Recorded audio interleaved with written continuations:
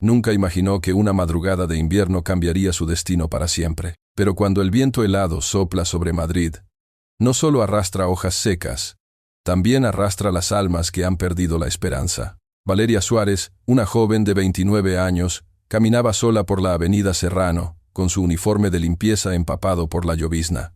En una mano cargaba un cubo de metal, en la otra, una vieja mochila que contenía su vida entera, una foto de su madre enferma, una Biblia desgastada y una carta de despido. Era la tercera casa que la echaba esa semana. No necesitamos a nadie tan sentimental, le había dicho su última jefa, una mujer elegante que olía a perfumes franceses y desprecio. Pero lo que nadie sabía era que Valeria no podía dejar de sentir, porque había nacido con una empatía que a muchos incomodaba. Mientras cruzaba un callejón para atajar camino, escuchó un sonido que le heló la sangre, un llanto débil, casi humano, pero ahogado. Se detuvo.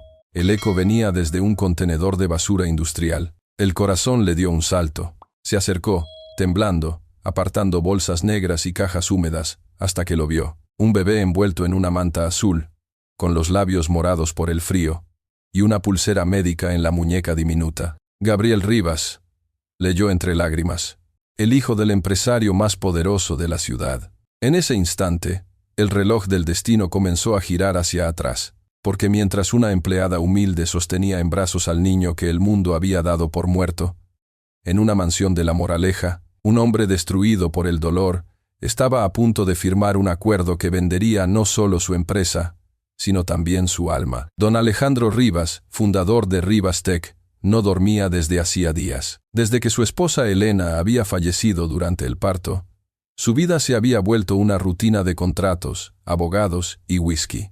A veces pienso que Dios me odia, susurró, mirando el retrato de su esposa. En la cuna vacía al lado del escritorio, nadie respondía. Su hijo, o eso creía él, había muerto esa misma noche en el hospital, según el informe oficial. Pero alguien mentía, y esa mentira pronto se convertiría en una guerra silenciosa por poder, codicia y redención. Valeria no lo sabía aún, pero al tomar al pequeño Gabriel en brazos, había firmado un pacto invisible con el destino, uno que pondría a prueba no solo su fe, sino el límite del amor humano. Mientras la sirena de un coche patrulla sonaba a lo lejos, ella corrió por las calles desiertas con el bebé apretado contra su pecho. No huía del peligro, huía hacia la verdad, porque a veces, los héroes no nacen en palacios, sino entre la basura. La mansión de La Moraleja se alzaba como un barco de cristal en mitad de un mar de cipreses, muros de piedra clara, ventanales infinitos, una piscina que parecía prolongarse hasta el cielo. Nada chirriaba. Cada línea, cada ángulo, cada aroma, había sido planificado por un decorador que cobraba por hora, lo que una familia promedio ganaba en un mes. Sin embargo, había un detalle imposible de ocultar. El silencio. Un silencio espeso, reciente, que no pertenecía a la arquitectura sino a la ausencia. En la sala principal, Alejandro Rivas miraba sin mirar un tríptico de Rothko. El rojo profundo del lienzo, que alguna vez le había inspirado fuerza, ahora se le clavaba como una herida abierta. En la mesa baja, un vaso con whisky y una foto. Él y Elena frente al Mediterráneo, reventando de sol y promesas. Detrás, como un susurro que se negaba a marcharse, la cuna minimalista que Elena había escogido con obsesión. Una cuna perfecta para un niño que, según el hospital, no respiró lo suficiente. «No hay nada que firmar hoy», dijo Lucía Vidal, su abogada, cerrando con calma la carpeta de la venta parcial de Rivas Tech. «Dormir 2 horas antes de decidir el futuro de tu compañía no es fortaleza, es imprudencia». Alejandro no respondió. Apretó los párpados. La empresa que había fundado a los 27 algoritmos para ciberseguridad bancaria, contratos con medio continente, resistía la tormenta solo porque él había aprendido a trabajar sin alma. Primero la misión, repetía en su cabeza, como si fuese un rezo, pero el rezo ya no lo sostenía. Hernán Rivas, su hermano menor, irrumpió con un perfume demasiado caro y una sonrisa que quería pasar por afecto. «Y bien, los japoneses no esperarán eternamente. Podemos cerrar un puente de inversión hoy. Solo hay que soltar el freno». Lucía le sostuvo la mirada sin pestañear. «Soltar el freno ahora es estrellarse. La empresa tiene caja, Hernán. Lo que no tiene es duelo tramitado». Agura midonica midoniku. Agura midonica midonica ara. El duelo lo arregla el tiempo. La liquidez, no. Hernán se giró hacia Alejandro. Hermano, yo puedo pilotar estas semanas. Para eso estoy. Alejandro apartó la foto con un gesto mínimo. No necesito un piloto. Necesito... Calló. Nadie en aquella casa soportaba la palabra verdad. Desde el ala de servicio llegó el rumor de pasos disciplinados. Carla y Mónica, las niñeras, cruzaron el umbral como sombras modistas, uniformes planchados, moños impecables, un libreto de profesionalidad que tranquilizaba a invitados, cámaras y conciencias. Se detuvieron ante la cuna vacía. Carla no miró dentro. Miró a Hernán, como quien toma instrucciones invisibles. «Señor Rivas, ¿desea que retiremos los objetos del bebé del despacho?», preguntó Mónica, voz de seda. La mandíbula de Alejandro se tensó. «No, nada sale de aquí». Lucía cambió el peso del cuerpo. Aquella negativa, que parecía capricho, era en realidad su único ancla. La cuna, el móvil, la cobijita tejida por la madre de Valeria que él ni siquiera conocía. Objetos como pequeñas hogueras en medio del hielo. En la terraza, el jardín desplegaba su catálogo de perfección. Bugambillas, topiarios exquisitos, fuentes con peces que jamás sabrían que vivían en mármol. Un chofer pulía sin manchas el Mercedes Maybach. 2 guardias privados paseaban con discreción. El mundo Rivas funcionaba como un escenario de teatro caro, donde cada extra conocía su marca. Pero el protagonista había olvidado su texto. «La prensa quiere declaraciones esta tarde», informó Reyes, la jefa de comunicación, entrando con una tablet. «He preparado 3 líneas de discurso. Gratitud al personal del hospital. Petición de privacidad. Compromiso con las fundaciones neonatales. Si lo decimos nosotros, cerramos el ciclo mediático». Alejandro alzó la vista. «¿Cerrar? ¿Qué ciclo se cierra cuando no te han devuelto el corazón?». El silencio volvió a caer. Reyes tragó saliva. Lucía clavó el lápiz en la carpeta para no llorar. Hernán chasqueó la lengua, fastidiado. «Alejandro, por favor. Si no hablas tú, hablan otros. Y cuando hablan otros, definen los precios». El teléfono fijo del despacho vibró con un timbre clásico, de esos que sobreviven a las modernidades. Nadie esperaba llamadas allí. La casa funcionaba a golpe de apps, códigos y asistentes. Alejandro lo dejó sonar. Otra vez. Una tercera. Lucía frunció el ceño.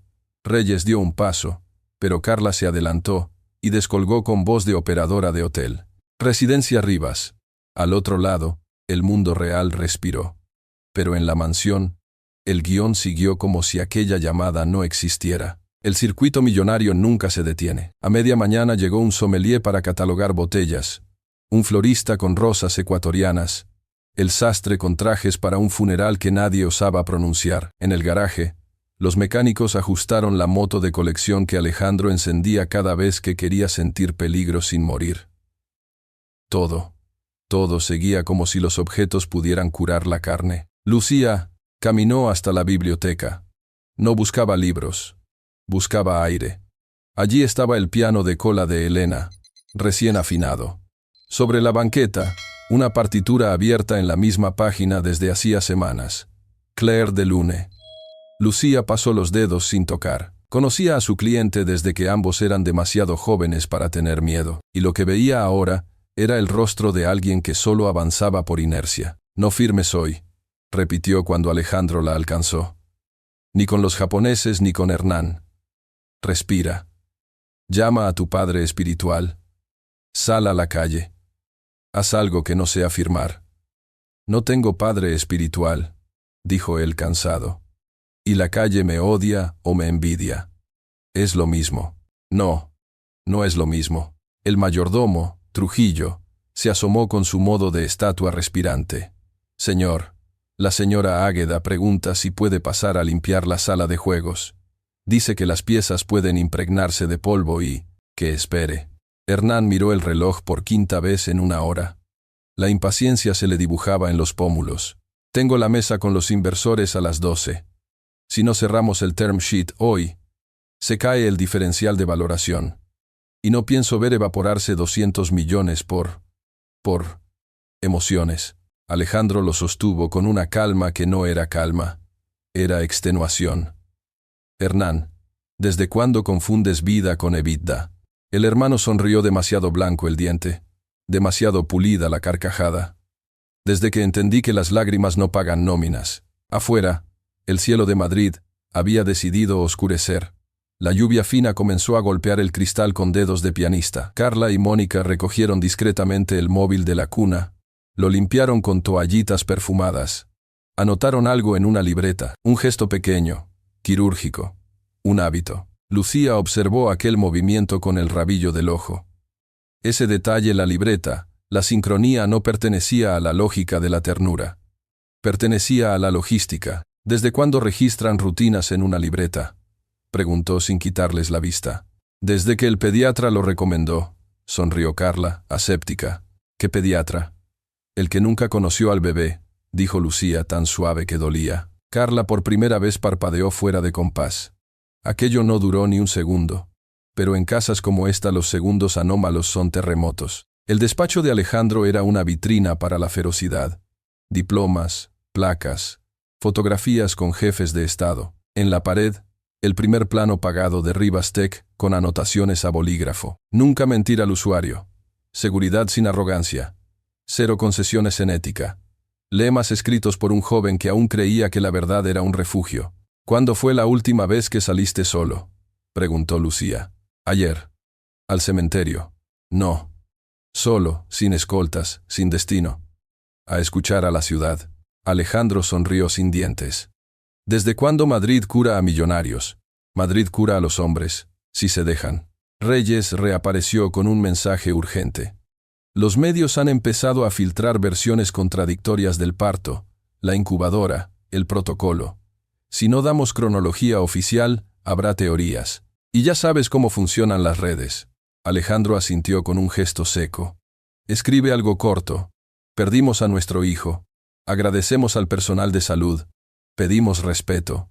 Miró a la cuna. El aire se volvió un vidrio. Y agrega que todo lo que amamos exige silencio. Hernán exhaló, victorioso por dentro. Un paso hacia la firma, otro hacia la llave.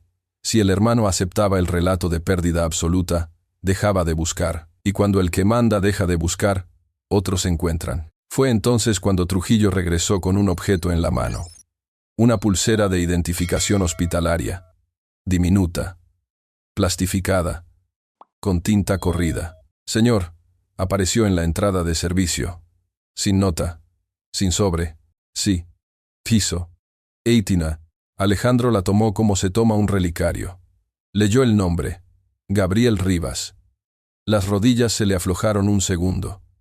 Nadie lo advirtió porque los ricos aprenden muy pronto a caer hacia adentro. Habrá sido alguien del hospital, una imprudencia, sentenció Hernán demasiado rápido, demasiado alto. Lucía se le adelantó. ¿Quién dejó entrar a un desconocido hasta la puerta posterior?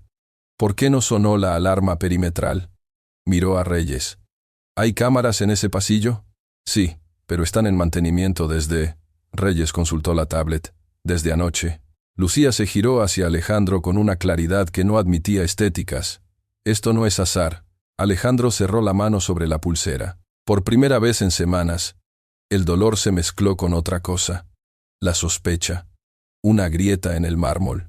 Trujillo, quiero que me traiga los registros de acceso desde ayer. Y que nadie, absolutamente nadie, toque las cámaras hasta que venga mi equipo de seguridad. Hernán abrió la boca para objetar, pero ya no tenía música. La pulsera había desafinado la partitura. A 2 barrios de allí, bajo una marquesina que goteaba, Valeria sostuvo a Gabriel más cerca de su pecho. Una mujer que pasaba le ofreció una manta. Los niños sienten la lluvia en los huesos, dijo. Valeria asintió, agradeció y siguió. No sabía todavía el radio del huracán donde se acababa de adentrar. Solo sabía que un bebé había sido negado por la mentira. Y que la verdad, por más peligrosa que fuese, era un camino que alguien debía comenzar a caminar. En la mansión, el mayordomo cerró discretamente las puertas del despacho. Dentro, Alejandro, Lucía, Reyes y Hernán miraban la pulsera como si fuese un meteorito caído en el piso de mármol. Afuera, la lluvia cambió de ritmo. Adentro, el silencio cambió de nombre. No era duelo, era presagio. Una cuna vacía, una libreta que no cuadra, cámaras en mantenimiento, una pulsera que regresa sola. El lujo puede ocultarlo todo menos el ruido de la verdad cuando decide volver. Y esa verdad estaba en brazos de una mujer humilde que, mientras tanto, aprendía a conjugar el verbo más antiguo de la especie: proteger. La lluvia no cesó en toda la noche. Valeria caminaba sin rumbo fijo, con los zapatos empapados y el cuerpo temblando, pero con una decisión que ya no le pertenecía. Debía mantener con vida a ese niño. El pequeño Gabriel apenas emitía sonidos, envuelto en una manta que no bastaba para el frío de marzo. Cada paso dolía, cada aliento pesaba. Y sin embargo, ella seguía. A lo lejos, una iglesia mantenía encendida una sola luz en la puerta lateral. Entró sin pensarlo, y el eco de sus pasos llenó la nave vacía. Se arrodilló ante la imagen de la Virgen, con el bebé en brazos. Dios, si estás escuchando, no te pido riqueza ni trabajo, ni suerte, susurró entre lágrimas. Solo protégelo. No dejes que lo vuelvan a abandonar. El niño soltó un pequeño suspiro y se quedó dormido, como si entendiera cada palabra. Valeria lloró en silencio. Había pasado tantas noches pidiendo algo para su madre enferma, para su vida difícil, pero nunca había sentido el peso de una vida ajena confiada en sus manos. Mientras tanto, en la mansión Rivas, Alejandro no podía dormir. La pulsera seguía sobre su escritorio como una herida física, un objeto imposible de ignorar.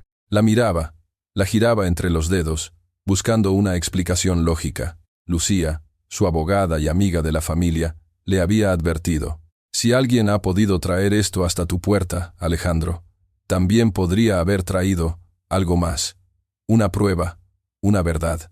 Él no respondió. El dolor había sido tan devastador, tan absoluto, que volver a creer resultaba casi insoportable. Pero una voz, muy tenue, se repetía dentro de él. ¿Y si no murió? Hernán entró sin tocar, con un vaso de vino en la mano. Deberías descansar. No puedes dejar que un pedazo de plástico te vuelva loco. ¿Y si es real?, preguntó Alejandro sin apartar la vista. El hermano soltó una risa seca. ¿Real? ¿Y quién lo habría traído? ¿Un fantasma? Deja de buscar milagros. Los milagros no existen. La mirada de Alejandro se endureció. Tú nunca creíste en nada, Hernán. Por eso no entiendes lo que se siente perderlo todo. Yo entiendo perfectamente lo que se siente perderlo todo, replicó el otro con una sombra en la voz. Solo que no todos tenemos el privilegio de llorar sobre mármol. El comentario quedó flotando entre ellos como veneno. Lucía, que escuchaba desde el pasillo, comprendió que aquella grieta entre hermanos era más profunda de lo que cualquiera admitía, y que pronto alguien intentaría aprovecharla. La sospecha y el rumor. A la mañana siguiente, las noticias corrieron como pólvora. Pulsera del bebé Rivas aparece misteriosamente en la mansión del empresario. Los medios no sabían cómo, ni quién, ni por qué, pero los titulares tenían lo que querían: drama, fortuna y tragedia. La policía llegó a la mansión para revisar cámaras y registros, pero no encontró nada útil. Fallo de sistema, dijeron los técnicos. Demasiado conveniente. Lucía empezó a atar cabos. Las niñeras, las cámaras apagadas, la desaparición de ciertos documentos médicos. Todo apuntaba a algo más que descuido. Cuando fue a buscar a Carla y Mónica, no las encontró. Se habían ausentado por motivos personales. Esto no es coincidencia, dijo Lucía con el ceño fruncido. Entonces búscalas, ordenó Alejandro. No me importa cuánto cueste. Por primera vez en semanas, su voz tenía propósito, una chispa, una posibilidad de verdad. El día gris de Valeria. En el otro extremo de la ciudad, Valeria tocaba las puertas de los hospitales. Nadie quería atenderla sin papeles. Nadie creía su historia. Señora, si ese niño es suyo, debe tener un acta de nacimiento. No es mío. Lo encontré. ¿Lo encontró?, repitió el guardia frunciendo el ceño.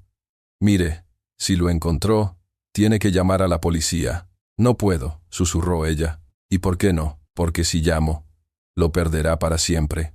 El guardia la miró como se mira a un loco y cerró la ventanilla. Valeria se quedó bajo la lluvia, con Gabriel en brazos, sintiendo que el mundo estaba hecho de puertas que solo se abrían para los poderosos. Finalmente, encontró refugio en una pensión de lavapiés, una de esas casas antiguas donde la pintura se descascara como piel vieja. La dueña, una mujer mayor con acento gallego, la observó en silencio y luego murmuró: «No tengo nada contra los milagros. Puedes quedarte una noche, Pero no hagas ruido. Valeria asintió con gratitud. Le preparó un biberón improvisado con leche tibia y una cucharilla. Mientras el bebé bebía, ella lo miró y pensó, ¿qué clase de mundo puede querer deshacerse de algo tan puro? Primera luz. Esa madrugada, mientras todos dormían, Valeria escribió en un papel, si alguien encuentra esto, el niño se llama Gabriel. No lo abandoné. Lo salvé. Dejó la nota sobre la mesa, por si la policía llegaba antes que la esperanza, pero la esperanza, a veces, llega disfrazada. A las 6 de la mañana, la campana del convento cercano repicó. Una monja joven, de rostro dulce, entró en la pensión buscando refugio. Se llamaba Sor Miriam, y repartía pan entre los necesitados del barrio. Cuando vio al bebé, su rostro cambió. ¿Dónde lo encontraste? Valeria contó todo. No omitió nada. Sor Miriam la escuchó con los ojos húmedos. Dios te ha puesto en el camino correcto, hija. Pero este niño no puede quedarse aquí. Si lo buscan, te culparán. Ya lo sé, susurró Valeria. Pero ¿qué otra cosa puedo hacer? Protegerlo, como hasta ahora. ¿Y si me descubren? Entonces sabremos que hiciste lo correcto.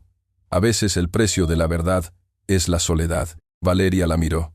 En ese instante, algo cambió dentro de ella. Ya no actuaba por miedo, sino por propósito. No iba a huir.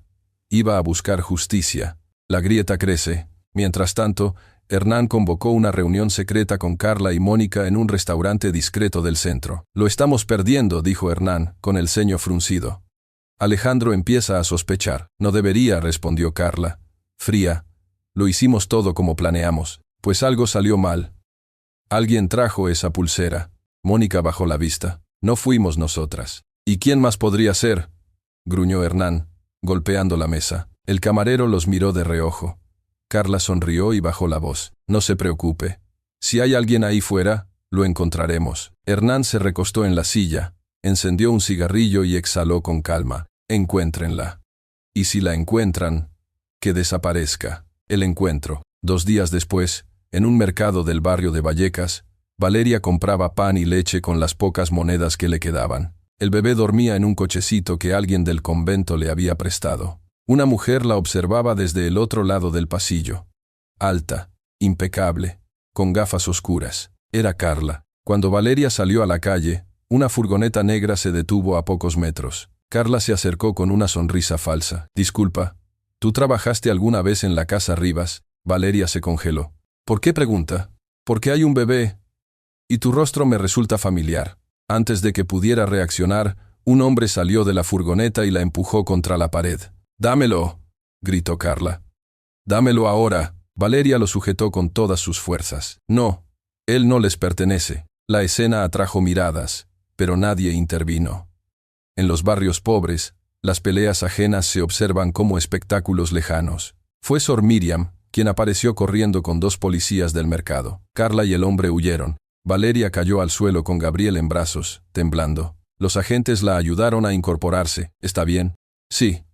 Pero ellos intentaron quitarme al niño. ¿Quiénes eran? No lo sé. Pero trabajan para un hombre muy poderoso. Los policías se miraron entre sí. En cuestión de horas, el nombre Rivas volvería a aparecer en los informes, y el círculo de sospechas comenzaría a cerrarse. Un corazón decide creer. Esa misma noche, Alejandro Rivas recibió una llamada de Lucía. «Tenemos una pista. Una mujer apareció en un mercado con un bebé que coincide con la descripción. ¿Está vivo?», susurró él. «Parece que sí. La policía los está llevando al Hospital General para exámenes. Voy para allá». Hernán, que escuchó desde el pasillo, sintió cómo el sudor le corría por la nuca. El plan se desmoronaba. Si el bebé estaba vivo, todo se derrumbaría. Valeria esperó sentada en una sala fría, rodeada de médicos que la miraban con sospecha. El bebé dormía en una cuna metálica. Una enfermera le ofreció té, pero ella no podía tragar. El miedo la consumía. Cuando la puerta se abrió, vio entrar a un hombre alto, con traje oscuro y ojos cansados. Era Alejandro Rivas. Por un instante, el mundo se detuvo. «¿Eres tú quien lo encontró?», preguntó con voz temblorosa. «Sí».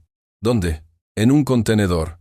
Lloraba, y nadie vino. El empresario la miró como quien ve un milagro que no se atreve a aceptar. «¿Y por qué lo salvaste?». Valeria bajó la vista. «Porque nadie más lo haría». Alejandro respiró hondo, se acercó a la cuna y acarició el rostro del bebé. Gabriel abrió los ojos. El mismo azul que él veía cada mañana en el espejo. Una lágrima cayó, silenciosa. El hombre que había perdido toda fe encontró en ese instante la prueba de que aún había luz entre la oscuridad. El Hospital General estaba sumido en un caos de murmullos y cámaras. Apenas se supo que el bebé del magnate Alejandro Rivas podría estar con vida, los periodistas se agolparon en la puerta como buitres en torno a un milagro.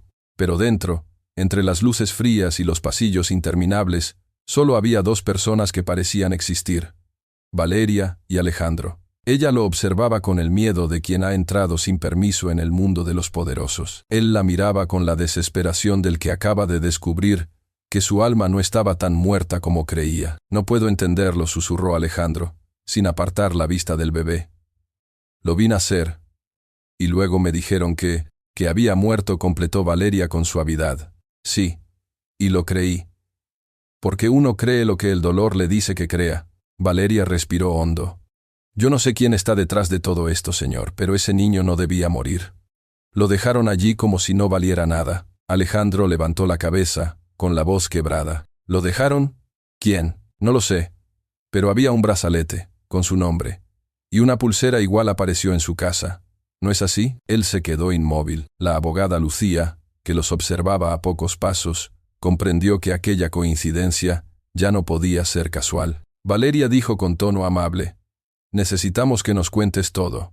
Desde el principio». Y Valeria habló. Contó lo del contenedor, lo del llanto, lo del miedo, lo de las sombras que la persiguieron en el mercado. Cada palabra era una piedra que caía en el silencio. Cuando terminó, el rostro de Alejandro era otro. No el del empresario frío que aparecía en las revistas, sino el de un hombre que acababa de mirar el infierno en los ojos de su propio hermano. La mentira se defiende. A pocas calles, Hernán Rivas observaba la transmisión de noticias en una pantalla gigante. El titular decía: «Reaparece el hijo del magnate. Mujer desconocida afirma haberlo rescatado». Su vaso de vino tembló en la mano. «No puede ser», murmuró. Carla, la niñera, entró corriendo. «Señor, tenemos un problema». «¿Un problema? Es el fin», gritó, lanzando el vaso contra la pared. El cristal se hizo añicos, como su plan. Carla intentó mantener la calma. «Podemos revertirlo, si actuamos rápido. Ella no tiene pruebas. Si logramos convencer a la policía de que fue una secuestradora desesperada». «Ya lo están haciendo», dijo Hernán, repentinamente más sereno. «Los medios ya huelen la historia fácil. La empleada pobre que quiso dinero. ¿Y el bebé? El bebé volverá a su padre. Y nadie creerá que un Rivas es capaz de mentir». Su sonrisa se torció apenas, a menos que alguien se lo recuerde. La trampa. En el hospital, la calma duró poco. Un inspector de policía entró con 2 agentes. «Señor Rivas, debemos trasladar a la señora Suárez para interrogatorio». «¿Interrogatorio?», preguntó Lucía. «Ella salvó al niño, y también lo tuvo en su poder varios días sin notificar a las autoridades», replicó el oficial. «Eso, señora, se llama secuestro». Valeria sintió que el suelo desaparecía bajo sus pies. «No fue así. Lo encontré abandonado. Lo que diga tendrá que explicarlo con un abogado». Alejandro dio un paso adelante. «Si alguien la toca, responderá ante mí». El policía lo miró, incómodo. «Lo siento, señor Rivas, pero la ley es la ley». Lucía se acercó a Valeria. «No digas nada más. Te acompañaré». Y mientras la escoltaban hacia el coche policial, el murmullo de los periodistas estalló afuera. «Ahí está. Es ella, la secuestradora del bebé Rivas». Los flashes la cegaron. El bebé lloró en brazos de la enfermera.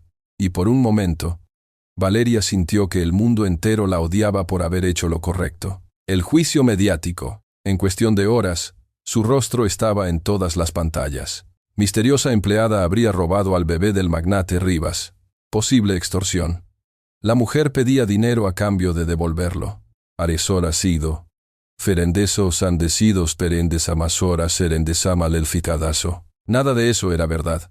Pero la verdad pesa poco frente a los titulares. En su celda provisional, Valeria lloraba en silencio. Una policía joven le llevó agua. «Dicen que lo hiciste por dinero. ¿Y tú lo crees?». La agente la miró largo rato. «No. Pero en este país, los pobres nunca ganan sin perder algo». Valeria sonrió con tristeza. «Entonces, ya estoy acostumbrada». El corazón del magnate. En la mansión, Alejandro observaba las noticias sin poder moverse. Cada palabra le dolía. La mujer que había salvado a su hijo estaba siendo crucificada por hacerlo. Lucía entró sin esperar invitación. He hablado con la fiscalía. La denuncia vino del propio Hernán. Alejandro se quedó helado. ¿Mi hermano? Sí. Dice que la mujer intentó chantajarte, que pedía dinero a cambio de información. El vaso que Alejandro tenía en la mano cayó al suelo y se rompió. Lucía, ¿hasta dónde puede llegar la maldad de un hombre? Hasta donde le permitas. Él cerró los ojos. Las imágenes del bebé, del contenedor, de Valeria bajo la lluvia, se mezclaban como una pesadilla. Sabía que había dos formas de vivir, creyendo en los hechos o creyendo en las almas. Y la de Valeria brillaba. Voy a sacarla de ahí, dijo, poniéndose el abrigo. Lucía asintió. Te acompañaré. Pero debes saber algo, Alejandro. Si enfrentas a tu hermano, no habrá vuelta atrás. Ya no hay vuelta atrás desde que supe que mi hijo estaba vivo. La confrontación, el despacho de Hernán olía a whisky caro y miedo. Alejandro irrumpió sin llamar, con una furia contenida que heló el aire. ¿Fuiste tú?, preguntó. Hernán fingió sorpresa. ¿De qué hablas? No finjas. Fuiste tú quien denunció a la mujer que salvó a mi hijo. Salvó, secuestró. Depende de la versión. Esa mujer arriesgó su vida. Y tú, hermano, arriesgas la tuya creyendo en una desconocida. Alejandro avanzó un paso más. Desde el primer día algo olía mal. Las niñeras, las cámaras apagadas, tu prisa por vender la empresa. Tú sabías que Gabriel estaba vivo. Hernán soltó una carcajada amarga. ¿Y qué si lo sabía? Tú no mereces nada, Alejandro. Ni tu empresa, ni tu fortuna, ni esa vida perfecta. Yo pasé años a tu sombra. Entonces quisiste matar a un niño. Por herencia. Por justicia, escupió Hernán. El silencio fue absoluto. Alejandro lo miró con un dolor que no cabía en palabras. No hay justicia sin amor, Hernán. Y tú lo perdiste hace mucho. Salió de allí, sin mirar atrás. La guerra había comenzado. Una llamada en la oscuridad. En la celda, Valeria escuchó un clic. «Tienes una llamada», dijo la guardia. «¿Quién es?» «Un tal Rivas». Su corazón dio un vuelco. «¿Alejandro?» La voz del hombre sonó al otro lado, firme pero temblorosa. «Valeria, no estás sola. Estoy moviendo todo para liberarte». «No lo hagas, señor. Ellos pueden usar eso en su contra. No me importa. Me has devuelto a mi hijo. Y te prometo que voy a devolverte la libertad». Valeria respiró hondo. «¿Por qué confía en mí? Porque cuando todos me mintieron, tú fuiste la única que hizo lo correcto». Hubo un silencio. «¿Y por qué mi hijo te busca con la mirada? Incluso cuando duerme». Ella apretó el auricular con fuerza. «Entonces no se rinda», nunca susurró él. «Lo juro por la vida que me devolviste». La revelación. Lucía trabajó día y noche. Rastros de llamadas, correos, transferencias, hasta que encontró algo. Pagos a Carla y Mónica, desde una cuenta anónima, vinculada a una empresa ficticia de Hernán. El rompecabezas empezaba a encajar. Esa madrugada, Lucía entró en la comisaría con una carpeta bajo el brazo. «Tengo las pruebas. Mi clienta no es una secuestradora. Es una testigo». Los oficiales la miraron con sorpresa. Horas después, Valeria salía en libertad provisional.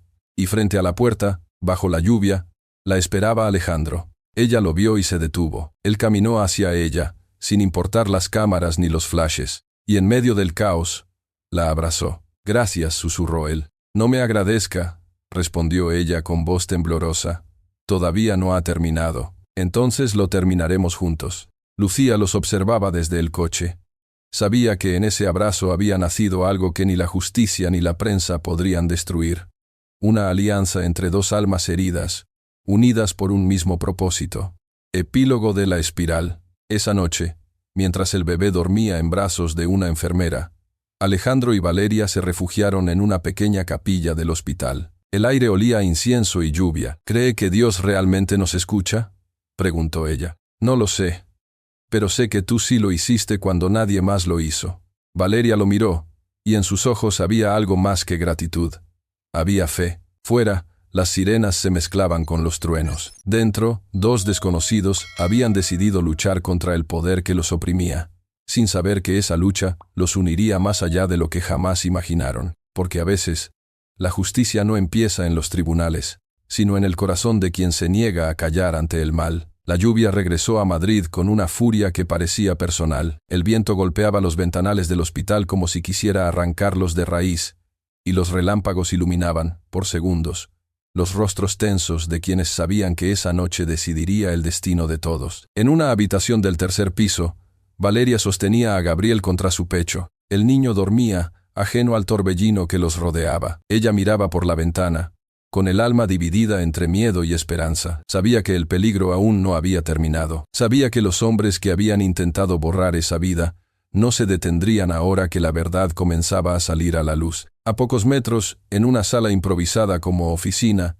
Lucía repasaba documentos, facturas, llamadas interceptadas, y respiraba con dificultad. Cada línea en aquel expediente era una daga. Los pagos a Carla y Mónica, las transferencias desde la cuenta de Hernán, los registros alterados del hospital, todo apuntaba a un plan meticulosamente diseñado. Pero lo más escalofriante no era el pasado, era el presente. Alguien había intentado entrar al sistema del hospital para borrar los archivos de admisión de Valeria y del bebé hace menos de una hora. Lucía corrió por el pasillo, con el móvil en la mano. «Alejandro», gritó, «están intentando limpiar los registros».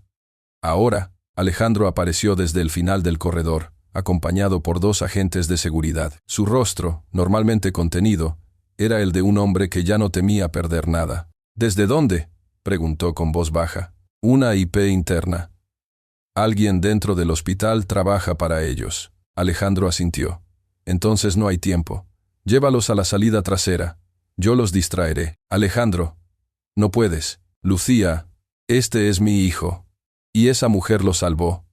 No voy a perderlos otra vez». El ataque. Afuera, el aguacero transformaba las calles en ríos oscuros. Un coche negro se detuvo frente al hospital. De él bajaron Carla y Mónica, con abrigos empapados y rostros helados. Detrás, un hombre alto, con capucha y un maletín. Dentro del maletín, no llevaban dinero ni documentos. Llevaban silencio.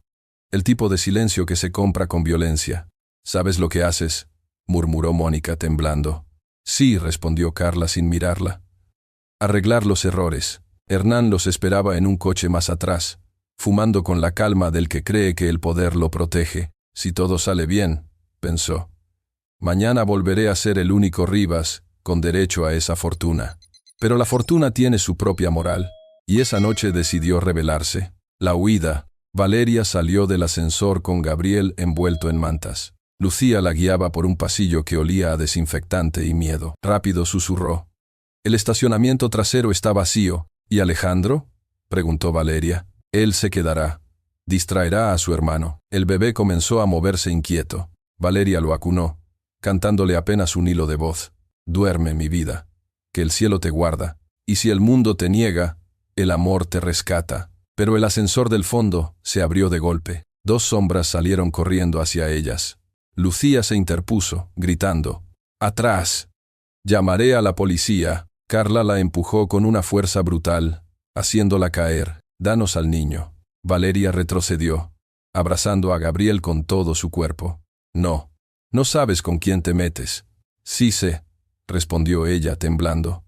«Con los que no conocen la palabra amor». Carla levantó una pistola. El pasillo entero contuvo el aliento. Y entonces una voz resonó desde el otro extremo.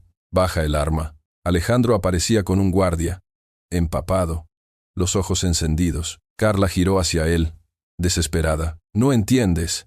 Tu hermano nos prometió todo. No puedes quitárnoslo ahora. Ya lo perdiste todo cuando tocaste a mi hijo». El guardia trató de acercarse, pero Carla, en un acto de locura, disparó al techo. El eco fue una explosión de gritos. El guardia cayó al suelo, herido en el hombro. Lucía se arrastró hasta un teléfono de emergencia y llamó refuerzos. Carla apuntó otra vez. Las manos temblorosas. «No se acerquen». «O disparo». Valeria sintió que el miedo la paralizaba, hasta que miró al bebé. En ese instante, el miedo se convirtió en fuego. Con un movimiento instintivo, arrojó una bandeja metálica hacia el suelo, provocando un ruido ensordecedor. Carla se distrajo solo un segundo, pero fue suficiente. Alejandro se lanzó sobre ella. La pistola cayó. Los 2 forcejearon. Un disparo. El sonido fue breve. Carla cayó, con una mirada de sorpresa infinita. Alejandro temblaba, respirando con dificultad. El arma aún humeaba en su mano. Mónica gritó, soltó el bolso y huyó por las escaleras. Lucía corrió hacia Valeria y la abrazó. ¿Estás bien?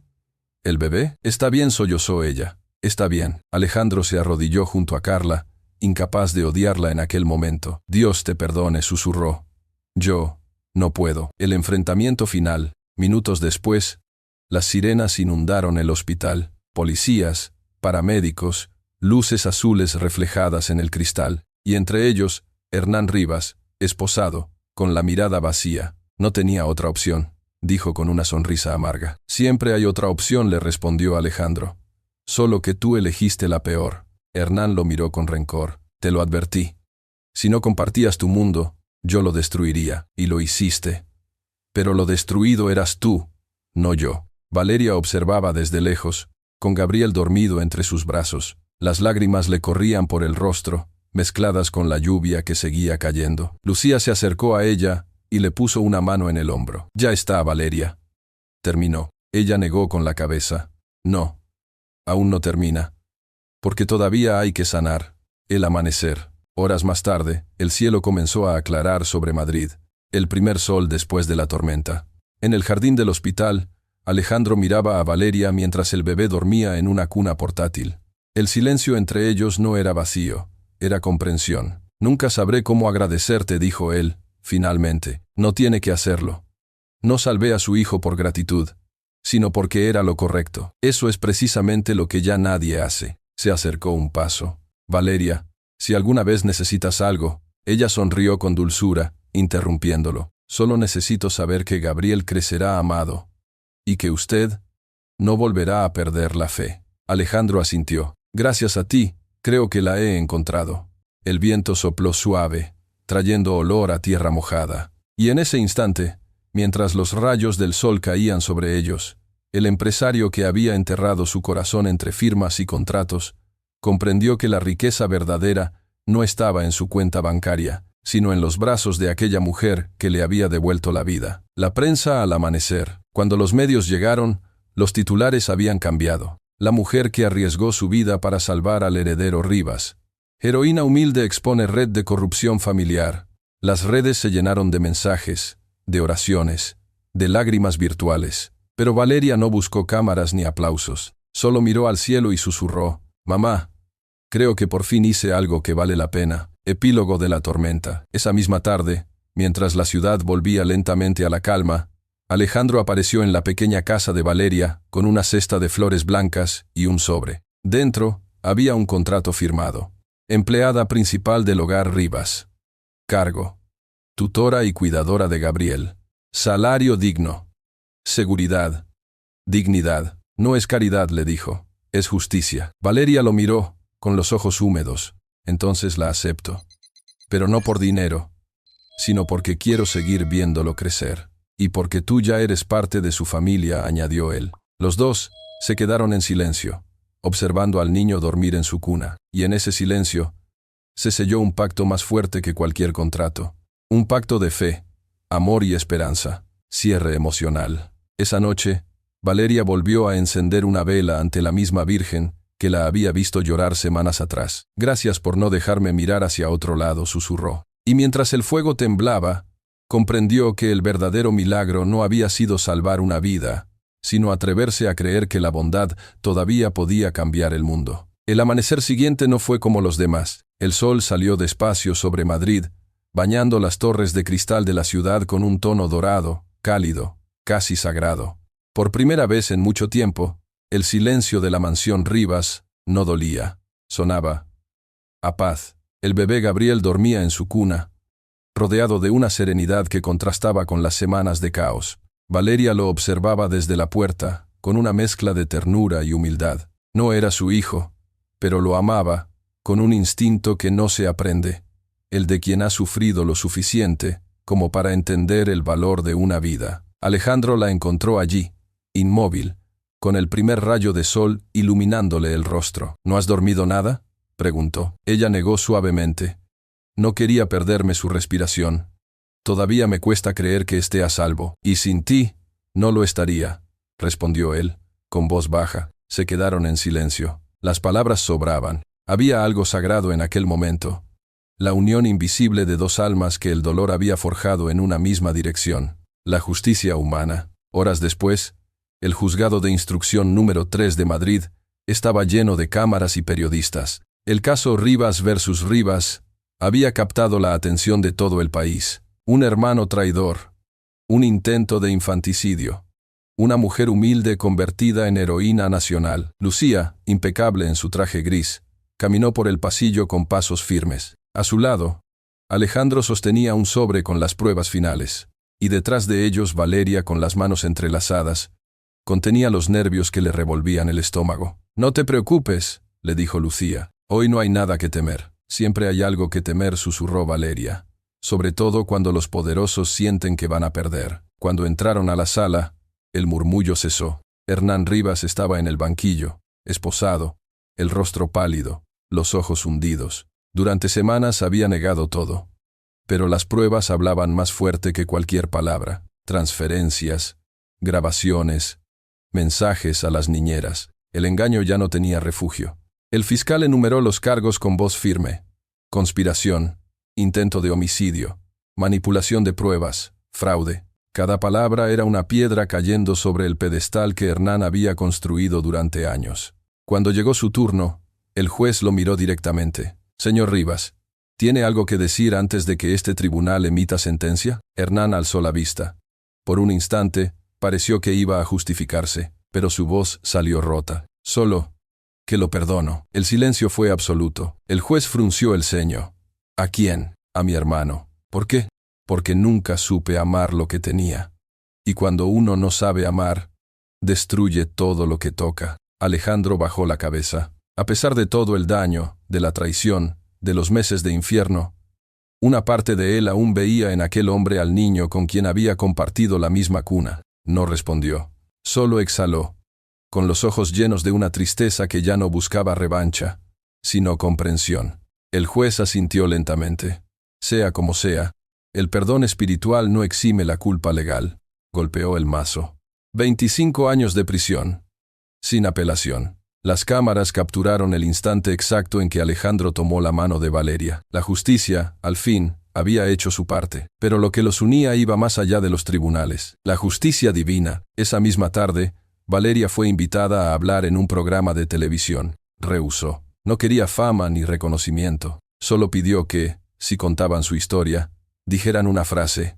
«Nadie es tan pobre que no pueda dar, ni tan rico que no pueda aprender». Y así lo hicieron. Aquella frase se volvió viral. Miles de personas comenzaron a donar a fundaciones para niños abandonados, madres solteras, trabajadoras domésticas y mujeres humildes. Escribieron cartas a Valeria, agradeciéndole por recordarles que la bondad no necesita apellido. Lucía abrió una fundación con su nombre, Fundación Gabriel por los niños que aún esperan ser vistos. Y Alejandro la financió en secreto, asegurándose de que jamás faltara una sonrisa donde antes había un llanto. Redención. Semanas después, la casa Rivas volvió a llenarse de vida. El sonido de risas reemplazó al del silencio. Gabriel daba sus primeros pasos, tambaleándose entre los brazos de Valeria y Alejandro. Una tarde, mientras el sol se filtraba por los ventanales, Alejandro la observó en silencio. Ella estaba en el suelo, riendo, con el niño intentando alcanzar una pelota. No había glamour, ni joyas, ni lujo. Solo vida, y eso bastaba. Valeria, dijo él de pronto, con una ternura nueva. ¿Sabes qué es lo que me enseñaste? Ella lo miró, curiosa. ¿Qué cosa? Que la fe no es esperar milagros. Es ser el milagro de alguien más. Ella sonrió. Entonces los dos lo fuimos. Tú me diste esperanza cuando todo el mundo me llamó ladrona, y tú me diste una razón para volver a creer. El bebé balbuceó algo incomprensible, pero ambos supieron que, en su idioma, Gabriel acababa de decir, «Mamá». Las lágrimas se escaparon sin pedir permiso. Moraleja y cierre. El tiempo siguió su curso. La herida del pasado no desapareció, pero dejó de doler. Hernán pidió perdón por carta desde prisión. Valeria lo perdonó en silencio. Alejandro lo visitó una vez, no para juzgarlo, sino para cerrar el círculo. El juez, la prensa, los abogados, todos siguieron con sus vidas. Pero quienes realmente cambiaron fueron ellos. el millonario que aprendió a amar, y la mujer humilde que se atrevió a creer en la justicia de su corazón. Porque al final, el dinero puede comprar muchas cosas, pero no puede comprar la paz que nace de hacer lo correcto. Y en los brazos de Valeria, el pequeño Gabriel crecía libre, sin saber que su historia había salvado más de un alma. La riqueza no está en lo que posees, sino en lo que das. Y hay corazones tan grandes, que aún vacíos, tienen espacio para todos los milagros. Han pasado 3 años desde aquella noche en que la lluvia quiso borrar un milagro. Hoy, la ciudad despierta bajo un cielo limpio. Los titulares ya no hablan de juicios ni escándalos, sino de esperanza. En el jardín de una casa modesta, a las afueras de Madrid, Valeria riega las flores con una sonrisa serena. El pequeño Gabriel corre entre los rosales, riendo, tropezando, levantándose, mientras un hombre lo observa desde el porche con ternura. Alejandro Rivas ya no viste trajes de diseñador ni relojes de oro. Ahora lleva camisas sencillas y las manos con tierra, porque descubrió que cuidar algo vivo, una planta, un hijo, un sueño vale más que cualquier empresa. ¡Papá!, grita Gabriel, mostrando un caracol en la palma de su mano. Alejandro ríe y lo alza en brazos. ¿Sabes qué simboliza eso, hijo? ¿Qué? Que todo lo que va lento también llega lejos. Valeria los observa desde la puerta, con una mirada en la que se mezclan amor y gratitud. No hay declaraciones de amor formales entre ellos, ni promesas solemnes, solo la certeza de que la vida los unió, no por coincidencia, sino por propósito. El círculo que se cierra. Ese día, una carta llegó desde la prisión. Era de Hernán. Su letra era torpe, temblorosa. Decía: no sé si el perdón puede alcanzarme, pero cada noche pienso en ese niño al que casi destruyo, y entiendo que no nací malo, solo vacío. Gracias por no devolverme odio. He aprendido que la mayor riqueza no está en lo que uno controla, sino en lo que uno entrega. Al maridos cuando Alejandro guardó la carta en silencio, con una lágrima contenida. No había victoria, ni derrota, solo aprendizaje, solo redención. La herencia invisible. Los años pasaron, y la historia de Valeria y Gabriel se volvió un ejemplo. Escuelas, fundaciones y medios contaban su caso como un recordatorio de que la bondad no depende del estatus, sino del corazón. El fondo de ayuda a madres solteras creció. Cada año, cientos de bebés abandonados encontraban hogar, y en cada uno de esos pequeños resplandores, Valeria veía el rostro de Gabriel, recordando que aquel bebé que rescató de la basura había encendido una luz en el mundo. La confesión de un alma curada. Una tarde de verano, Alejandro caminó hasta la iglesia donde Valeria había pedido ayuda aquella primera noche. La misma lámpara seguía encendida, como una promesa. Se arrodilló frente al altar y cerró los ojos. Dios, tardé toda una vida en entenderte. Pensé que la fe era un contrato, que la pérdida era castigo. Pero ahora sé que a veces quitas lo que creemos necesitar para darnos lo que realmente nos salva. Gracias por enviarme a Valeria. Gracias por no dejarme solo en mi soberbia. Al salir, la luz del atardecer lo envolvió. Era distinto, más humano, más libre. El legado. Meses después, inauguraron juntos una nueva sede de la Fundación Gabriel. Niños jugaban en un patio lleno de color. Valeria tomó el micrófono y habló sin guión, sin discursos preparados. Yo no soy una heroína. Soy una mujer que una noche escuchó un llanto y decidió no pasar de largo. A veces, eso es todo lo que el mundo necesita. Una persona que no mire hacia otro lado. El público guardó silencio. Algunos lloraron, otros aplaudieron de pie. Y Alejandro, desde el fondo, sintió algo que ya no era culpa ni tristeza. Era orgullo. Por ella, por el niño, por todo lo que habían vencido. Moraleja final. Voz del narrador. Hay historias que comienzan con una pérdida y terminan con una lección. Que la riqueza no se mide en bienes, sino en el amor que dejamos en los demás. Valeria no salvó solo a un niño, salvó un linaje entero de su propio vacío. Y Alejandro, el hombre que lo tenía todo, aprendió que el alma también puede quebrarse si no se comparte. La vida siempre pondrá pruebas, pero cuando eliges el bien, el universo se encarga de escribir el final correcto.